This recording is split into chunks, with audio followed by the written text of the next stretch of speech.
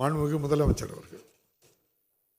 மாண்புமிகு பேரவைத் தலைவர் அவர்களே, பேரவை நடைபெற்று கொண்டிருக்கக்கூடிய இந்த நேரத்தில் காலங்காலமாக கடைபிடிக்கப்பட்டு வரக்கூடிய மரபுக்கு இணங்க நியாயமான தொகுதி மறுசீரமைப்புக்கான கூட்டு நடவடிக்கை குழுவின் கூட்டம் குறித்து மாண்புமிகு பேரவை உறுப்பினர்களுக்கு மாண்புமிகு பேரவைத் தலைவர் வாயிலாக நான் தெரிவிக்க விரும்புகிறேன். 2026ஆம் ஆண்டில் மக்கள் தொகை கணக்கெடுப்பின் அடிப்படையில் மேற்கொள்ளப்படவிருக்கக்கூடிய தொகுதி மறுசீரமைப்பு நடவடிக்கை தமிழ்நாட்டின் ஜனநாயக உரிமை, அரசியல் பிரதிநிதித்துவ உரிமை ஆகியவை பாதிக்கப்படும் அபாயத்தையும் மக்கள் நல்வாழ்வு திட்டங்களை சிறப்பாக நடைமுறைப்படுத்தியதற்காக தமிழ்நாடு போன்ற மாநிலங்கள் தண்டிக்கப்படக்கூடாது என்பதையும் சுட்டிக்காட்டி முன்கூட்டியே எச்சரிக்கை மணி அடித்து இந்தியாவிலேயே முதலாக நம்முடைய தமிழ்நாடு சட்டமன்றத்தில் 14/2/2024 அன்று ஒருமனதாக தீர்மானத்தை நிறைவேற்றியிருக்கிறோம்.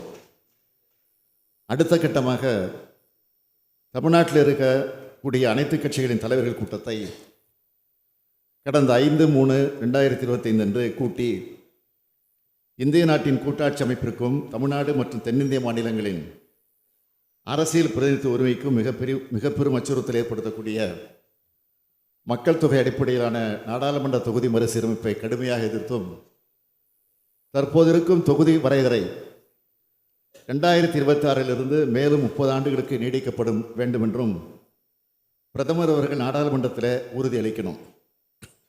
அரசமைப்பு சட்டத்தில் அதற்குரிய சட்ட திருத்தம் நாடாளுமன்றத்தில் நிறைவேற்றப்படணும் எனவும் நாடாளுமன்றத்தில் தற்போதைய உறுப்பினர் எண்ணிக்கை உயர்த்தப்படும் பட்சத்தில் 1971ஆம் ஆண்டு மக்கள் தொகை அடிப்படையில் தற்போது நாடாளுமன்றத்தின் இரு அவைகளிலும் மாநிலங்களுக்கிடையே எந்த விகிதத்தில் தொகுதிகளின் எண்ணிக்கை இருக்கோ அதே விகிதத்தில் தமிழ்நாடு உள்ளிட்ட தென் மாநிலங்களின் தொகுதியின் எண்ணிக்கையை உயர்த்துவதற்கு தேவையான அரசியல் சட்டத்தை மேற்கொள்ள வேண்டும் என்றும் ஒன்றிய அரசை வலியுறுத்தியும் மக்கள் தொகை அடிப்படையிலான தொகுதி மறுசீரமைப்பில் தமிழ்நாட்டிற்கும் பாதிக்கப்படும் மாநிலங்களுக்கும் கிடைக்க வேண்டிய நியாயமான உரிமையை மக்களுக்கு தெளிவுபடுத்தி வெளிப்படுத்தி தீர்மானம் நிறைவேற்றப்பட்டது.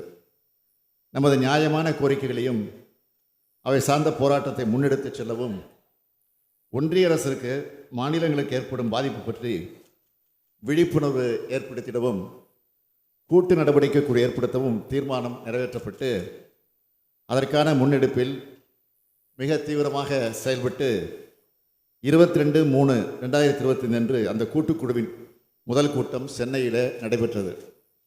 கேரள மாநிலத்தினுடைய முதலமைச்சர் திரு பினராயி விஜயன் அவர்கள், தெலுங்கானா மாநிலத்தினுடைய முதலமைச்சர் திரு ரேவந்த் ரெட்டி அவர்கள், பஞ்சாப் மாநிலத்தினுடைய முதலமைச்சர் திரு பகவந்த் மான் அவர்கள், கர்நாடக மாநிலத்தினுடைய துணை முதலமைச்சர் திரு டி.கே. சிவகுமார் அவர்கள் உள்ளிட்ட முக்கிய கட்சி தலைவர்கள் நேரில் பங்கேற்க ஒடிசா மாநிலத்தினுடைய முன்னாள் முதலமைச்சர் திரு நவீன் பட்நாயக் அவர்கள் காணொலி காட்சி வாயிலாக கலந்து கொண்டார்.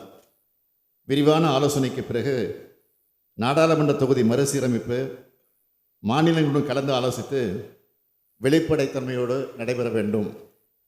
1971ஆம் ஆண்டு மக்கள் தொகை கணக்கெடுப்பின்படி செய்யப்பட்ட தொகுதி மறுசீரமைப்பு மேலும் 25 ஆண்டுகளுக்கு நீட்டிக்கப்பட வேண்டும்.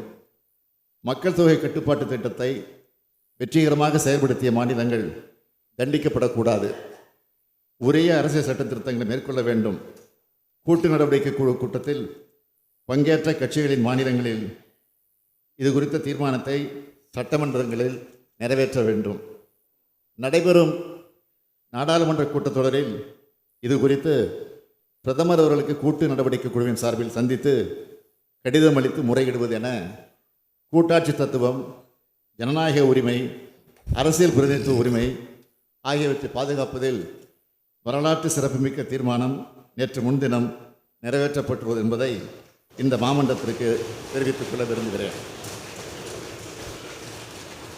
தமிழ்நாடு முன்னெடுத்து செல்கின்ற தொகுதி மறுசீரமைப்பு குறித்த விழிப்புணர்வு தேசிய அளவில் தாக்கத்தை ஏற்படுத்தியிருக்கிறது. அதற்காக இந்த முன்னெடுப்பிற்கு துணை நின்ற தமிழ்நாட்டில் இருக்கக்கூடிய பிரதான எதிர்க்கட்சி அதிமுக உள்ளிட்ட அனைத்து கட்சிகளுக்கும், கூட்டு நடவடிக்கை குழுவில் பங்கேற்ற அனைத்து கட்சிகளுக்கும் தமிழ்நாடு மக்களின் சார்பில் இப்பேரவையின் வாயிலாக என்னுடைய இதயபூர்வமான நன்றியை தெரிவித்துக் கொள்கிறேன். தமிழ்நாடு போராடும், தமிழ்நாடு வெல்லும் என்ற முழக்கத்தினர் அடுத்த கட்டத்திற்கு எடுத்து சென்று நமது உரிமைகளை, நம்போல் பாதிக்கப்படும் மாநிலங்களின் உரிமைகளை மீட்டெடுத்திட, நியாயமான தொகுதி மறுசீரமைப்பை பெற்றிட, தமிழ்நாட்டிலிருந்து நாடாளுமன்றத்தில் பிரதிநிதித்துவம் உள்ள கட்சிகளின் எம்பிக்களை எல்லாம் அழைத்து சென்று மாண்புமிகு பிரதமர்களை சந்திக்க இருக்கிறோம் என்பதையும் இந்த அவைக்கு தெரிவித்து அமைகிறேன்.